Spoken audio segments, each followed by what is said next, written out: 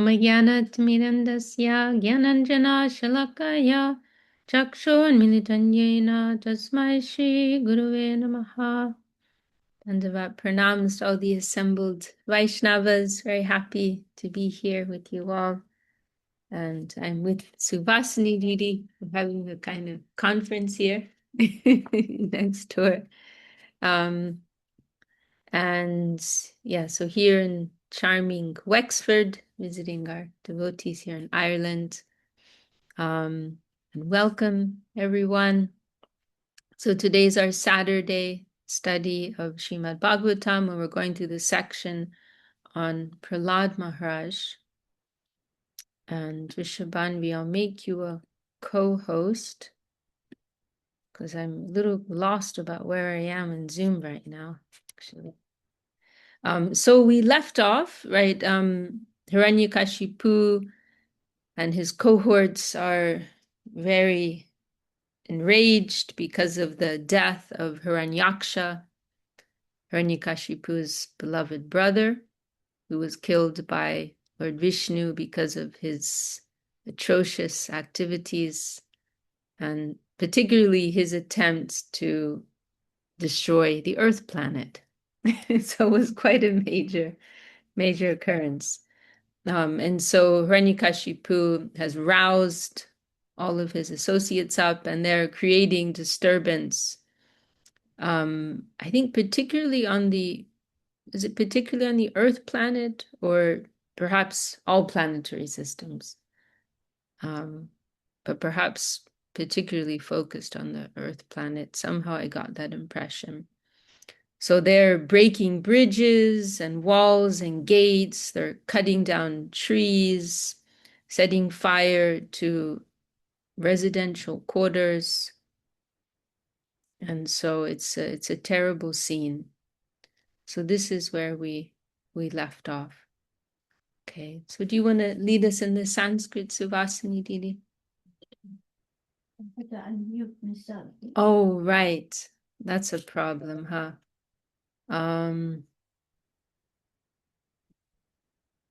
Yeah, so unmute yourself and I'll mute my mic.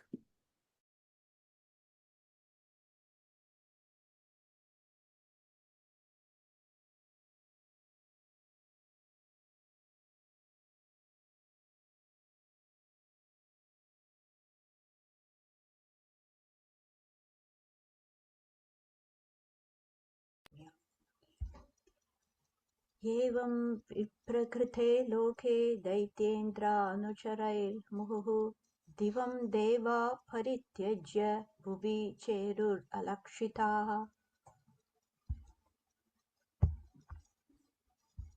Thus disturbed again and again. Oh, you have to turn your audio down. Thus disturbed again and again by the unnatural occurrences caused by the followers of Hiranyakashipu, all the people had to cease the activities of Vedic culture. Not receiving the results of yajna, the demigods also became disturbed. They left their residential quarters in the heavenly planets and, unobserved by the demons, began wandering on the planet Earth to see the disasters. Welcome, Anantashesh, Prabhu. So yes, their focus, they are particularly targeting the Earth planet, but then that's also disturbing the devas in Swargaloka, right, higher planetary system, because they're, somewhat dependent on receiving the offerings of the residents of Earth, and so it's creating disturbance on a wide scale. I'll read the purport here. As stated in Bhagavad Gita, the performance of yajna brings reciprocal good fortune for both the human beings and the demigods. When the performances of yajna were stopped by the disturbances of the demons, the demigods were naturally bereft of the results of yajna and hampered in executing their respective duties. Therefore, they came down to the planet Earth to see how people had become disturbed and to consider what to do. So going on to verse 17. Okay. हिरण्यकशिपुर्भ्रातुः सम्परेतस्य दुःखितः कृत्वा कठोदकादीनि भ्रातृपुत्रान् असान्त्वयत्. After performing the ritualistic observances for the death of his brother, Hiranyakashipu, being extremely unhappy, tried to pacify his nephews. शकुनिं सम्परं दृष्टिं भूतसन्तापनं वृकं कालनाभं महानाभं हरिश्मश्रुं मथोत्कचन् तन्मातरं वृषाभानुं दितिं च जननीं गिरा श्लक्ष्णया देशकालज्ञ इदम् आह जनेश्वराम्.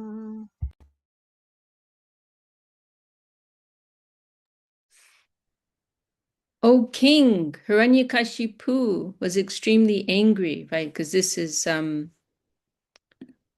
Narada, right? Relating this history to Yudhisthira Maharaj, right? In the midst of the Rajasuya sacrifice. So Narada is saying, Yudhisthira, O king, Hiranyakashipu was extremely angry. But since he was a great politician, he knew how to act according to the time and situation. With sweet words, he began pacifying his nephews, whose names were Shakuni, Shambar, Drishti, Bhuta Samtapana, Rika, Kalanaba, Mahanaba, Hadishmashru, and Utkacha. He also consoled their mother, his sister-in-law, Rushabanu, as well as his own mother, Diti. He spoke to them all as follows. And, it's... Oh, can you... Yeah, I'm muted. Okay. It's interesting. Welcome, Nazar, who's also joined us. It's interesting, to see how, how we can have certain emotions and feelings, but how they can be misplaced, right? So like in this case, like, Hiranyakashipu's, sounding like, like a nice person, like if this is taken out of context, you'll feel sympathy for Hiranyakashipu, right? Oh, he's very kind, very compassionate and caring to his relatives. He's giving them some advice with sweet words and taking care of everyone.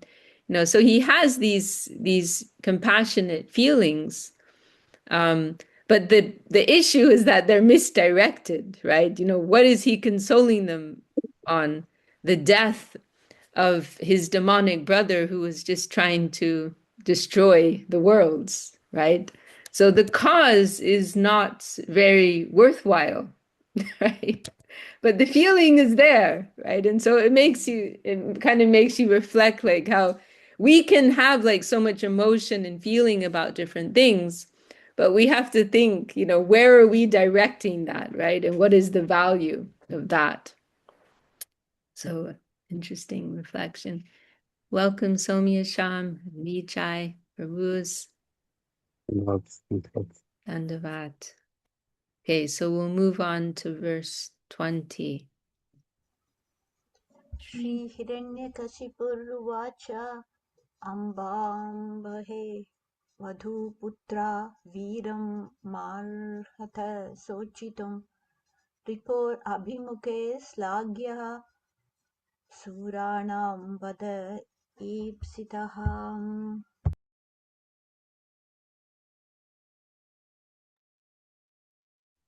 Hiranyakashipu said, My dear mother, sister-in-law, and nephews, you should not lament for the death of the great hero, for a hero's death in front of his enemy is glorious and desirable.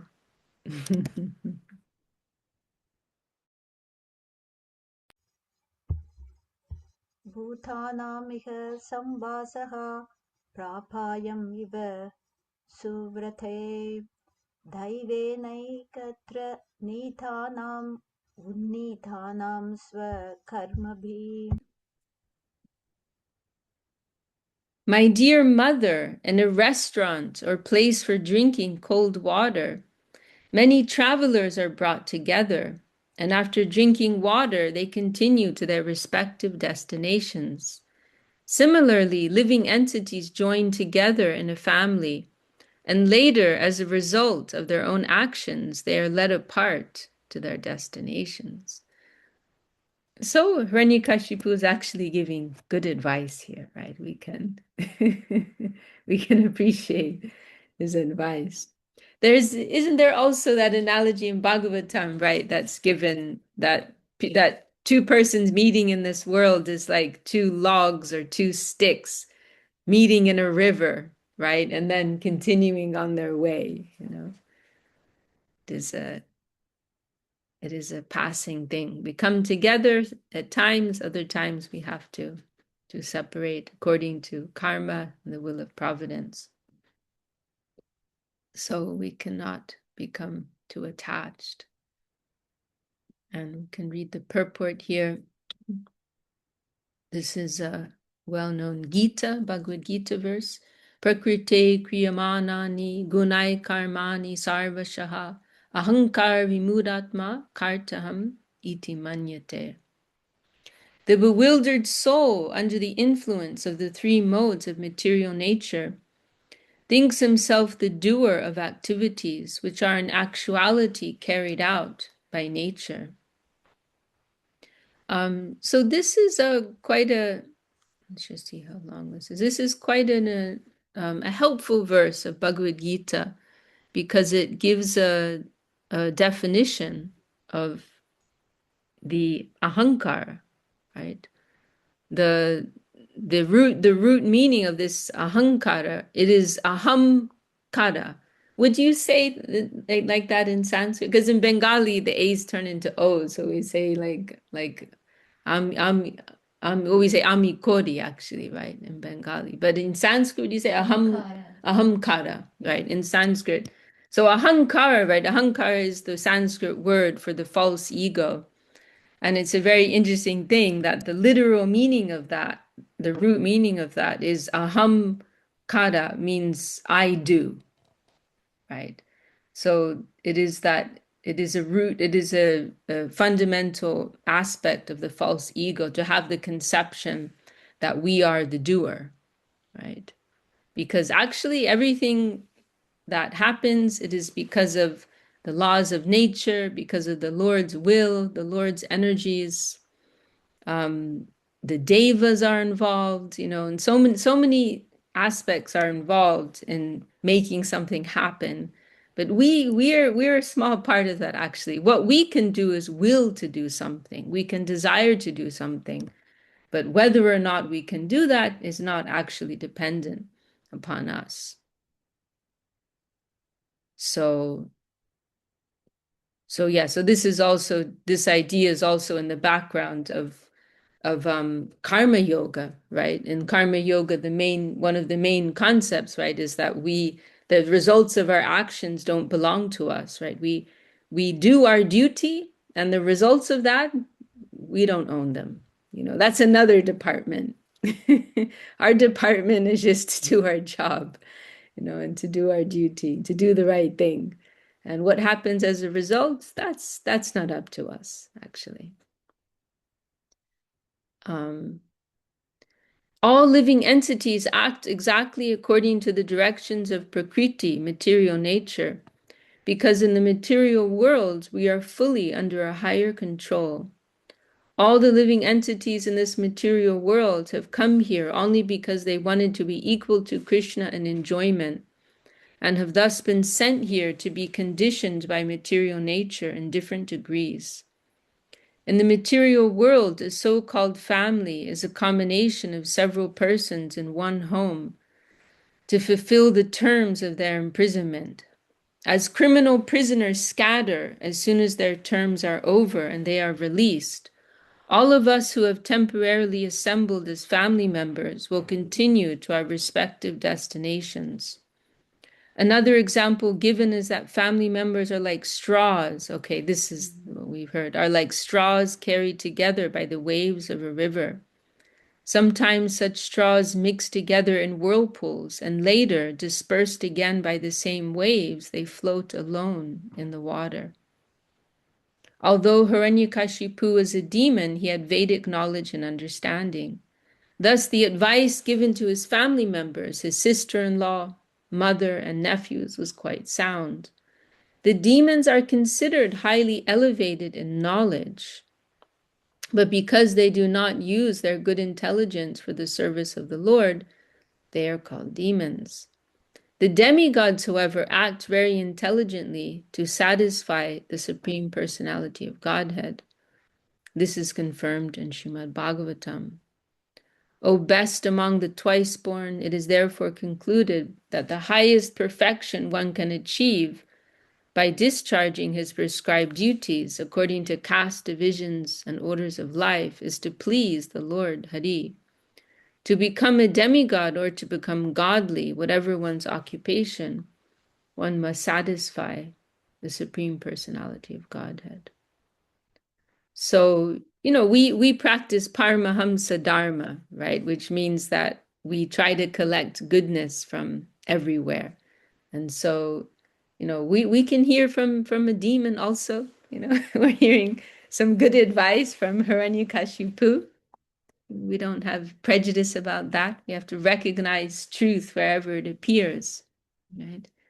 But I'm also thinking like reading this purport, how how we can become quite impressed, right, by persons' great intelligence or power or wealth, but that doesn't necessarily mean that they're decent people, right? That's something to consider, right? But we won't go too much into that topic. Anything you want to add, Subhasan, Didi? No, Continue. yeah. Or if anybody else wants to add anything at this point. Okay, so we'll go on to verse 22. Okay.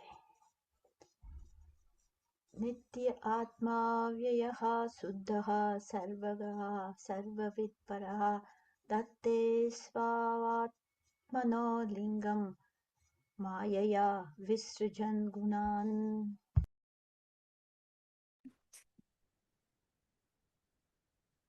The spirit soul, the living entity, has no death, for he is eternal and inexhaustible.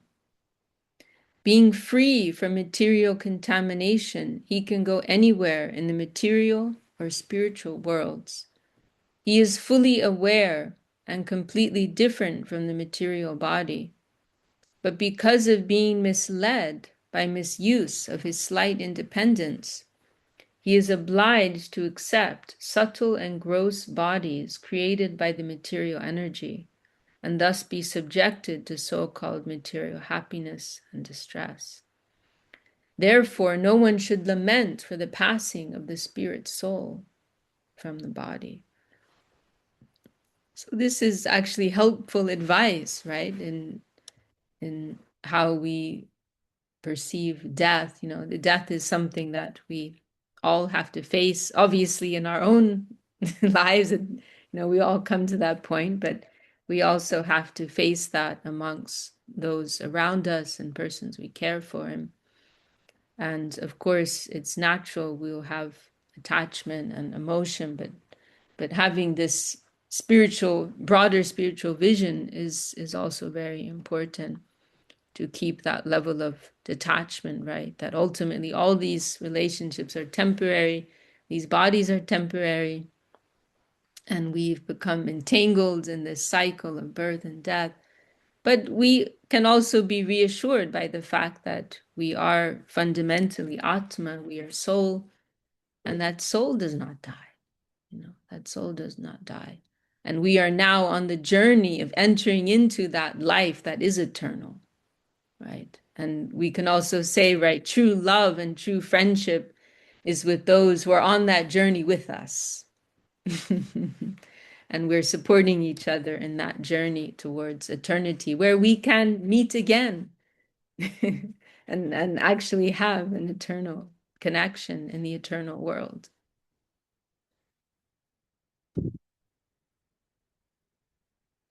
So purport, Hiranyakashipu very intelligently describes the position of the soul. The soul is never the body, but is always completely different from the body. Being eternal and inexhaustible, the soul has no death. But when the same pure soul desires to enjoy the material world independently, he is placed under the conditions of material nature and must therefore accept a certain type of body and suffer the pains and pleasures thereof. This is also described by Krishna in Bhagavad Gita. Karanam guna sango sya sad asad yoni janmasu. The living entity is born in different families or species of life because of being infected by the modes of material nature. When conditioned by material nature, the living entity must accept a certain type of body, which is offered by nature under the direction of the Supreme Lord. And this is a well-known Gita verse, Ishrada Sarva Bhutanam Hrideshe Arjuna Tishtati Brahmayan Sarva Bhutani Yancha Rudani Mayaya. The Supreme Lord is situated in everyone's heart, O Arjuna, and is directing the wanderings of all living entities who are seated as on a machine made of the material energy. The body is just like a machine, and according to the living entity's karma, he is offered a particular type of machine to move here and there under the control of material nature. This continues until he surrenders to the Supreme Personality of Godhead. Until he surrenders, the conditioned soul is carried from life to life by the arrangement of material nature. So like having a car, right? You might have a nice car, you might have a bad car, you might have a fancy car, you might have a rundown car, but it's ultimately a car, right? And same thing with our bodies, right? We might have a beautiful body, an ugly body, a rundown, broken, sick body, or a healthy, vibrant body, but they're just like machines, they're just like vehicles, they're coverings. And so this is a big process of our path to liberation, right? And that we become more and more aware of the separation between ourself and this covering, right?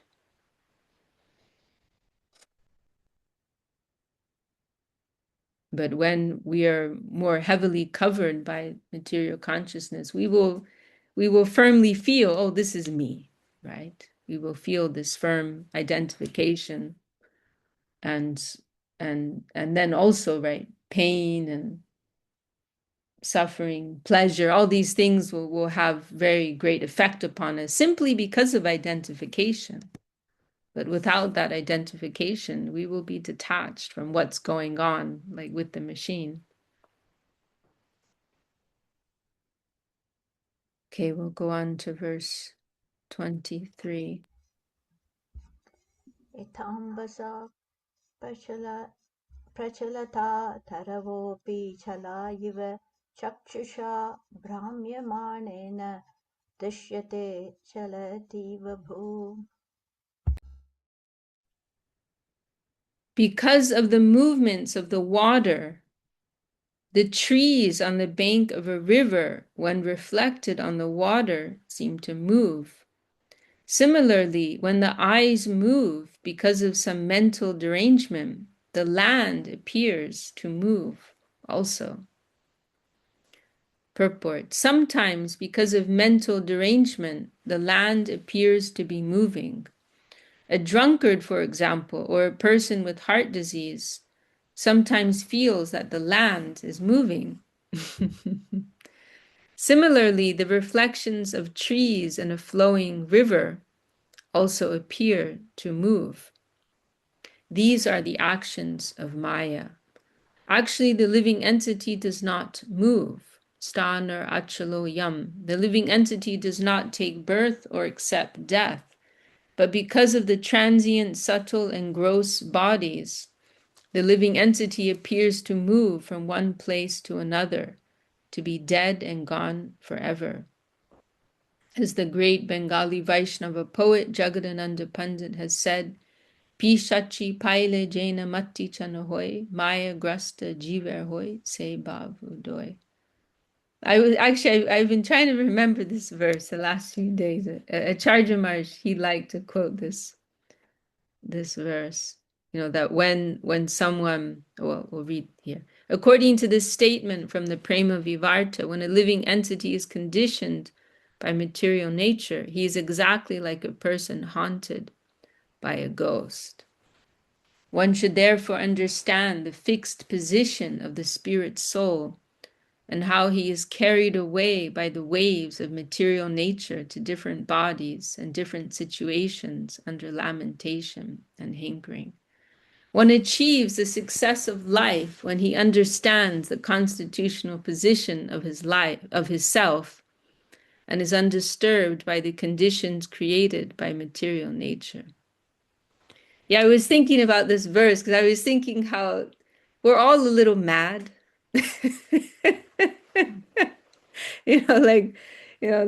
The more aware we become of ourselves, the more we realize our own little bits of madness here and there. And the more we get to know others, we start to realize, they're also a little mad. We all have our unique strains of madness. And then I was thinking, well, it's normal because we're all under the influence of the material energy, to some degree or another. So there's going to be some degree of madness within all of us. There's functional madness and there's dysfunctional madness. So the lucky ones are functionally mad.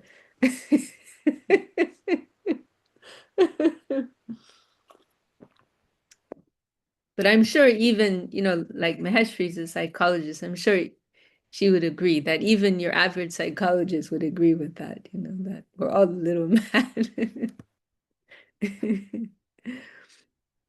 No offense to anyone. And actually, okay, I can back that statement up with scripture. There's that very nice verse of Kaviraj Goswami in Chaitanya Charitamrita where he's offering respects to Mahaprabhu and saying how he drove the whole world that was mad with the disease of ignorance. He rescued them all and gave them to the madness of divine love, something like that. He awakened, he rescued them from the madness of ignorance, and then he gave them the joy of the madness of divine love. And actually, the fact is, like, unless you're in the Brahma Jyoti, you're gonna be mad. You're either, if you're in the material world, you're under the influence of Mahamaya, right? The material illusory potency. And if you're in the Vaikuntha plane, Goloka Vrindavan plane, then you're under the influence of Yoga Maya, right? So there's also a little madness in that, a different type of madness, So actually, it's quite normal to be mad. Only if you're like in this like middle zone of the Brahma Jyoti, situated in awareness of the Atma, then you're like in this neutral state of pure awareness. But that ultimately will get boring, right? That will be boring. Okay, so we'll go on to verse 24. एवं गुणैर्भ्राम्यमाणे मनस्य विकलः पुमान् याति तत् साम्यतां भद्रे ह्यलिङ्गो लिङ्गवानिव.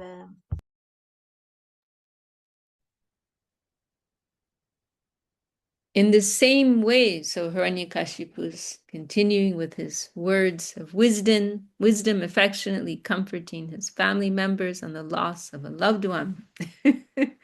In the same way, O my gentle mother, when the mind is agitated by the movements of the modes of material nature, the living entity, although freed from all the different phases of the subtle and gross bodies, thinks that he is changed from one condition to another.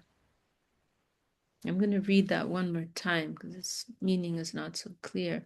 When the mind is agitated by the movements of the modes of material nature, the living entity, although freed from the different phases of the subtle and gross bodies, thinks that he is changed from one condition to another. Is that meaning clear to you, Didi? No, it's because it's changed from that freed from the subtle and gross bodies, you're saying. I wonder. He's saying it's changed from one condition to another. I wonder if there's an issue with the translation. Well, let's read the purport and see if it becomes more clear. As stated in Srimad Bhagavatam, Yas yatma buddhi kunape tridatuke swadi kala tradishu boma ijyadi yat tirta buddhi salile nakarhi chij janesh rabigeshu saeva gokara. A living being who identifies the body made of three elements as the self, who considers the byproducts of the body to be his kinsmen, who considers the land of his birth worshipable, and who goes to a place of pilgrimage simply to bathe rather than to meet men of transcendental knowledge there, is to be considered like a cow or an ass. Although Hiranyakashipu was a great demon, he was not as foolish as the population of the modern world. Hiranyakashipu had clear knowledge of the spirit soul and the subtle and gross bodies. But now we are so degraded that everyone, including the exalted scientists, philosophers, and other leaders, is under the bodily conception of life, which is condemned in the Shastra. Sa eva gokara. Such persons are nothing but cows and asses.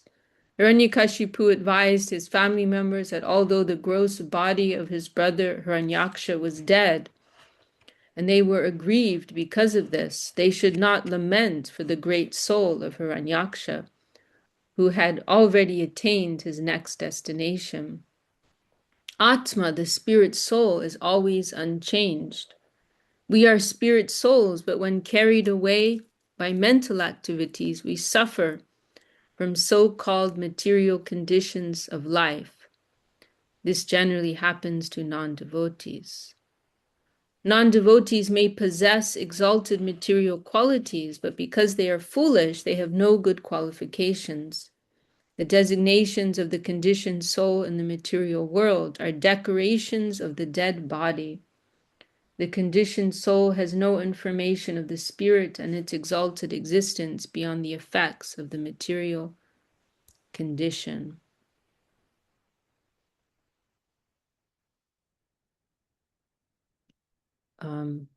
That verse translation is not so clear, but I think it's just saying something like what Srila Prabhupada said here, right? That because we're identifying with the mind, then we're disturbed by various things in this world under the influence of the modes of material nature. But the soul actually is not touched by any of those things. I think it's saying something like that.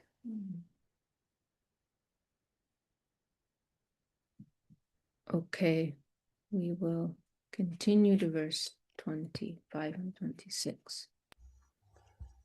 एष आत्मविपर्यासो ह्यलिङ्गे लिङ्गभावना एष प्रिया प्रियैर्योगो वियोगः कर्म संस्कृतिः सम्भवश्च विनाशश्च शोकश्च विविधः स्मृता अविवेकश्च चिन्ता च विवेका स्मृतिरेव च.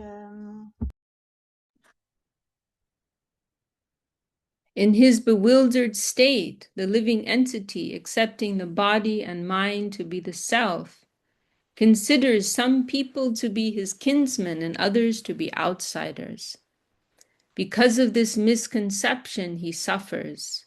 Indeed, the accumulation of such concocted material ideas is the cause of suffering and so-called happiness in the material world.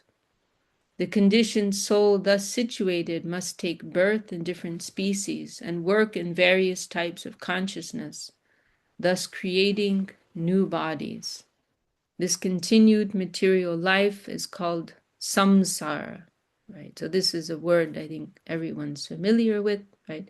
Referring to this cycle of birth and death.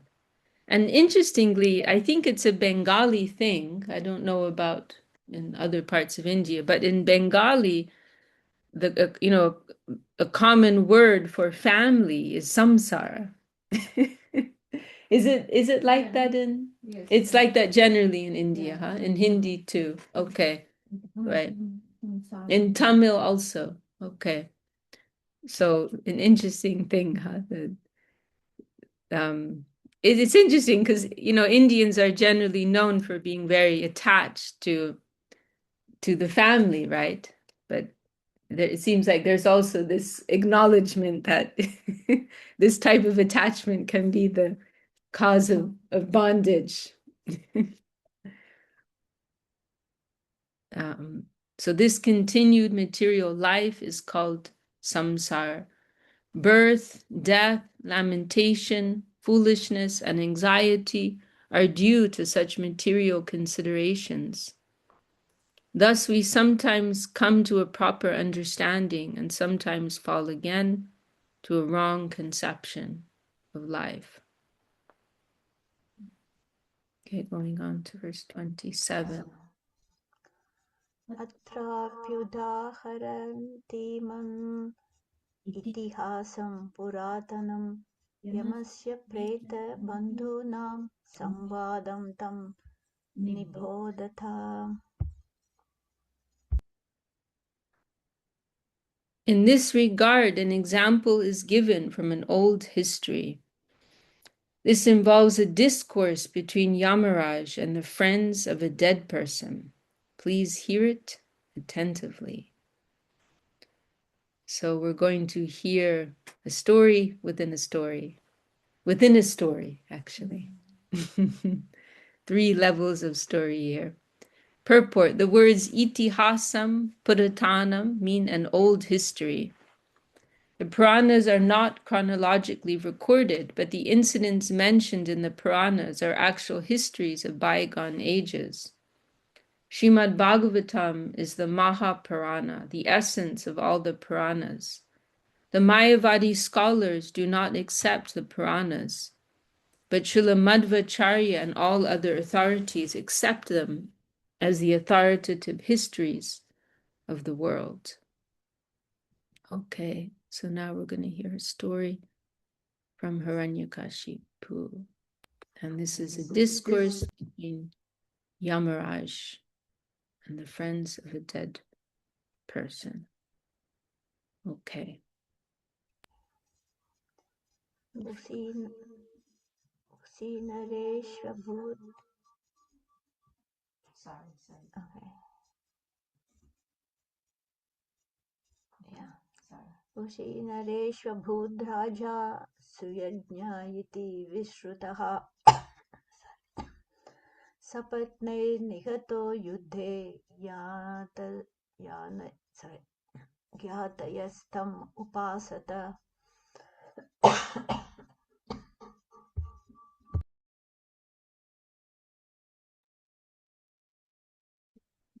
In the state known as Ushinara, there was a celebrated king named Suyagya.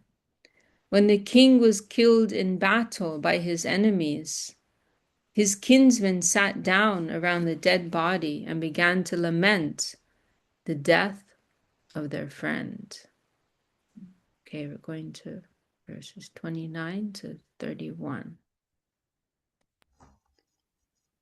विशीर्णरत्नकवचं विभ्रष्टाभरणस्रजं सरनिर्भिन्नहृदयं शयानम् अस्तृगाविलं प्रकीर्णकेशं ध्वस्ताक्षं रभसा दच्छधं रजः कुण्ठमुखाम्बोजं छिन्नायुद्धभुजं मृधे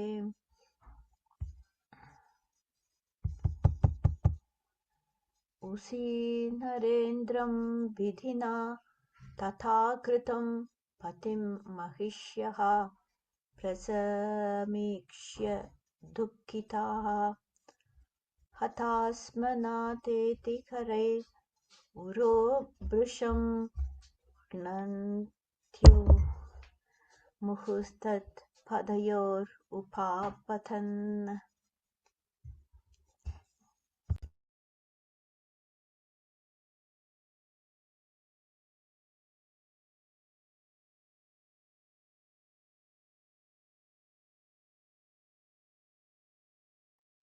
Okay.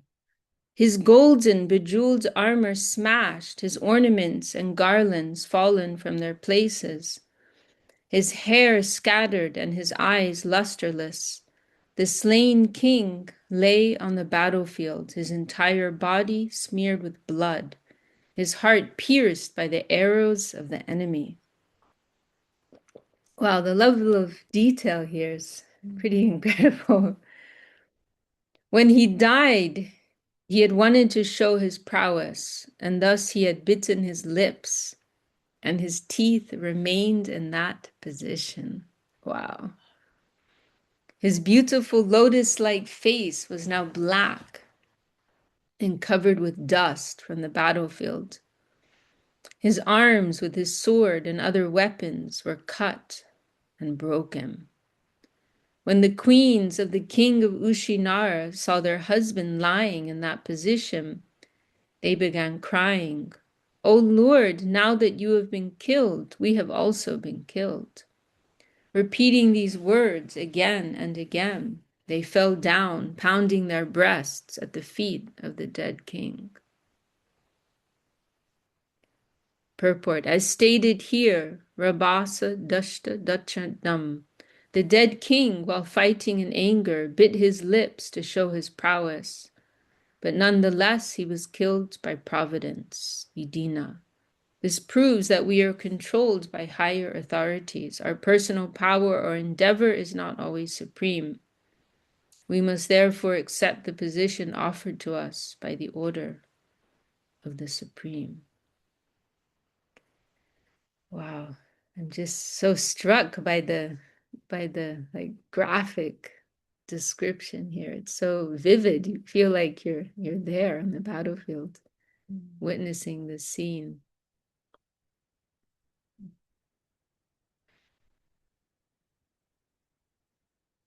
Okay. रुदत्य उच्चैर्दयिताङ्घ्रिपङ्कजं सिञ्चन्त्य अश्रैः कुङ्कुमारुणैः विस्रस्तकेशाभरणा सुचन्द्रणां सृजन्त्य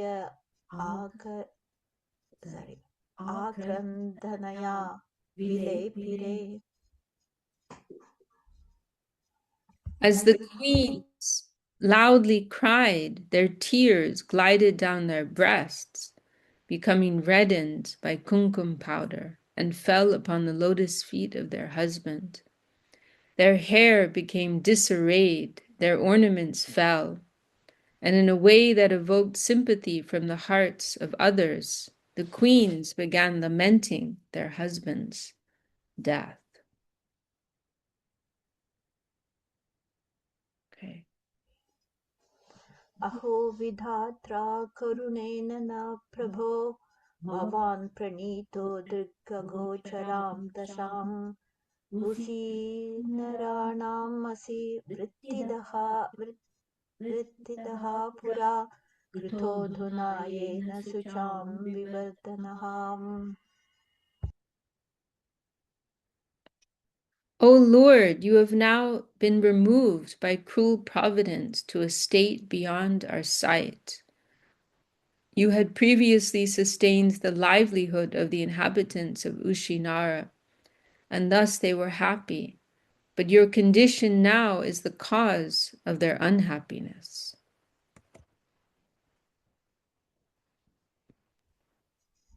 त्वया कृतञ्जेन वयं महीपते कथं विनाश्याम सुहृत्तमेन ते तत्रानुयानं तव वीरपादयो शुश्रूषतीनां दिश यत्र यास्यसि.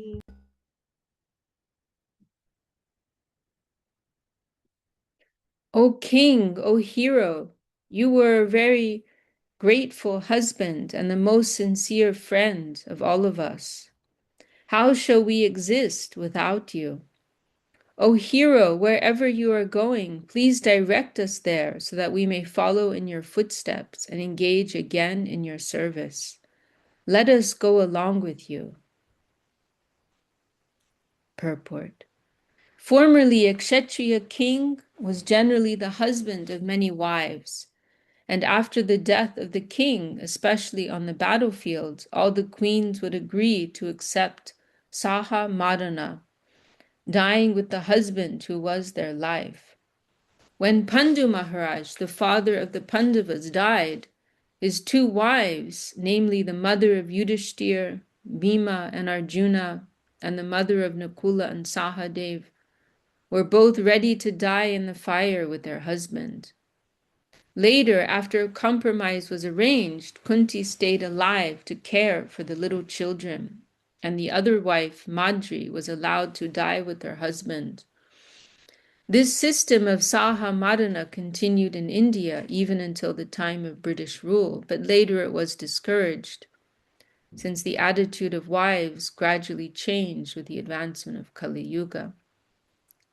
Thus, the system of Saha Madana has practically been abolished. Nevertheless, within the past 50 years, I have seen the wife of a medical practitioner voluntarily accept death immediately when her husband died. Both the husband and wife were taken in procession in the mourning cart. Such intense love of a chaste wife for her husband is a special case. And we can just add, like, this isn't meant to be something that is forced, but which unfortunately does happen sometimes, but it's meant to be something that is, if the wife has that feeling. And I also don't think it's something that's really suitable for Kali Yuga. It is just a different age at this time, and there's so much corruption and impurity everywhere. But anyway, this is a social matter, not exactly our subject. But I just wanted to appreciate, how like this level of detail that's given, because it's like on one level, Srimad Bhagavatam is giving like this really kind of, I don't know if I want to say hard, but it is kind of hard, like just giving like raw truth, like you're not the body, you're the soul, get over it. Like everything else is illusion and emotion. Like on one level, we're given this like plain statement of fact.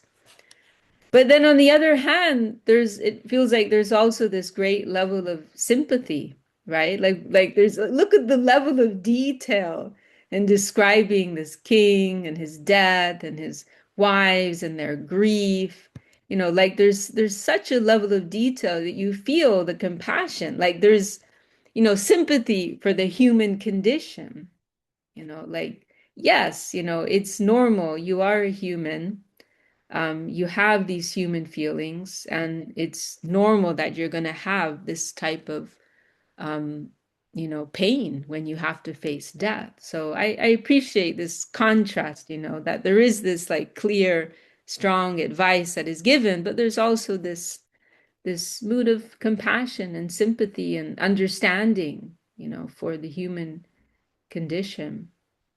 I'm like reading this verse and thinking of like these dramatic Bollywood scenes, like these poor women who've lost their beloved husband. Welcome Ramananda Prabhu, who's also joined us. Dandavat. Dandava Sushaka Didi. Dandava everyone. So we've come to verse 35.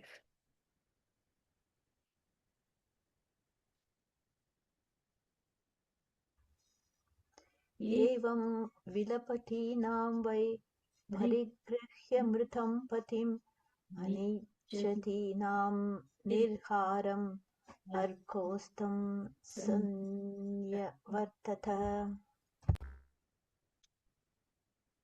The time was appropriate for the body to be burned, but the queens, not allowing it to be taken away, continued lamenting for the dead body which they kept on their laps. In the meantime, the sun completed its movements for setting in the west. Purport: according to the Vedic system, if a person dies during the daytime, it is customary for his funeral ceremony to be performed before the sun sets, regardless of whether he is burned or buried. And if he dies at night, the funeral must be completed before the next sunrise. Apparently, the queens continued lamenting for the dead body, the lump of matter, and would not allow it to be taken away for burning. This illustrates the strong grip of illusion among foolish persons who consider the body the self. Women are generally considered less intelligent.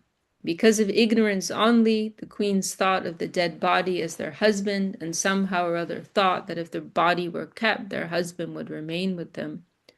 Such a conception of the self is certainly for Gokada, cows and asses. We have actually seen that sometimes when a cow's calf has died, the milkman cheats the cow by presenting before her the dead body of her calf. Oh my goodness, I never even thought of such a thing. Thus the cow, who would not otherwise allow milking, licks the dead body of the calf and allows herself to be milked. Oh my goodness. This substantiates the description of the Shastra that a foolish man in the bodily concept of life is like a cow. Not only do foolish men and women consider the body the self, but we have even seen that the dead body of a so-called yogi was kept for days by his disciples who thought that their guru was in samadhi. Okay, maybe I'll just jump ahead. Okay, we'll go to verse 36.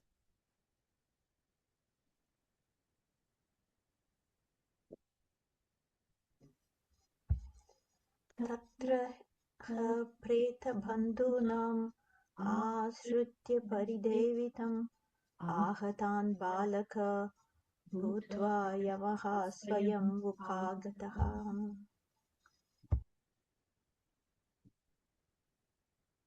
While the queens were lamenting for the dead body of the king, their loud cries were heard even from the abode of Yamaraj. Assuming the body of a boy, Yamaraj personally approached the relatives of the dead body and advised them as follows.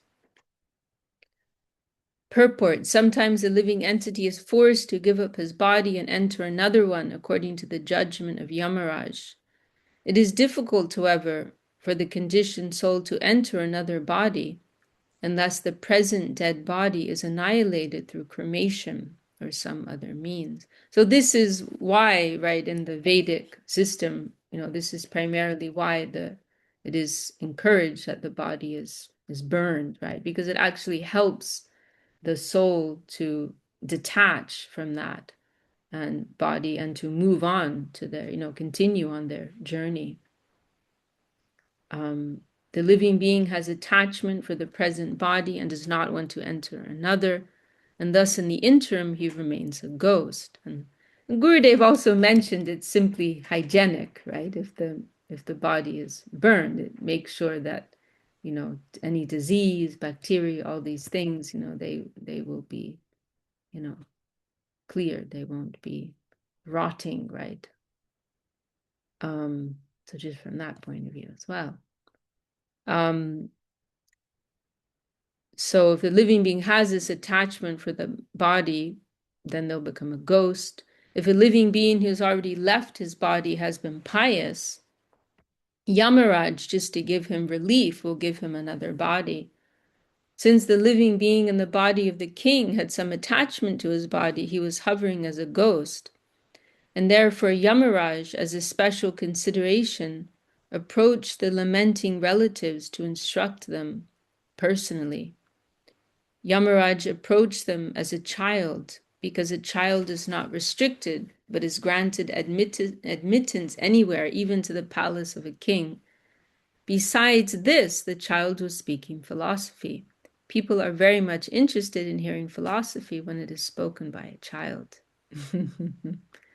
And, we hear, right, that in previous ages, this was something fairly common, right? That the devas, there would be more of there would be more interaction, right, between the devas and the, mortals, human mortals of this earthly plane. There would be, it was more common that there would be interaction. And we hear various incidents of the devas coming in disguise, and having different engagements with the persons of this world.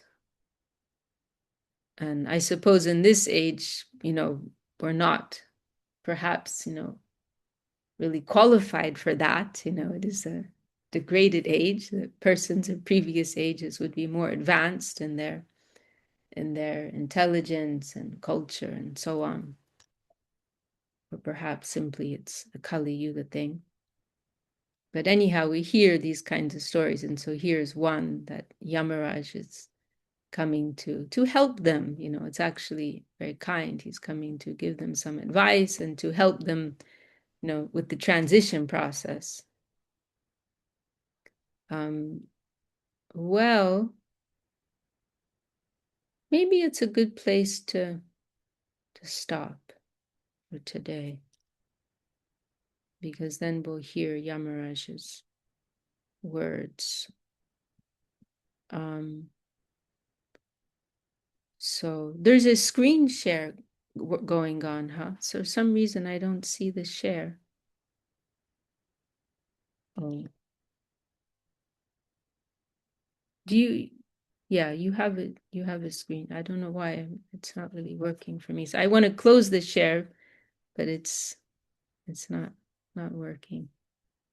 Well, does anyone want to share any final thoughts before we close for today? It's such a nice gathering today. It's really lovely to be all together on this auspicious day. It's a Saturday. Our Gurudev mentioned Saturday is an auspicious day. Mahaprabhu was born on a Saturday. And Srila Sridhar Maharaj, I believe, was also born. I believe so. We can double check on a Saturday.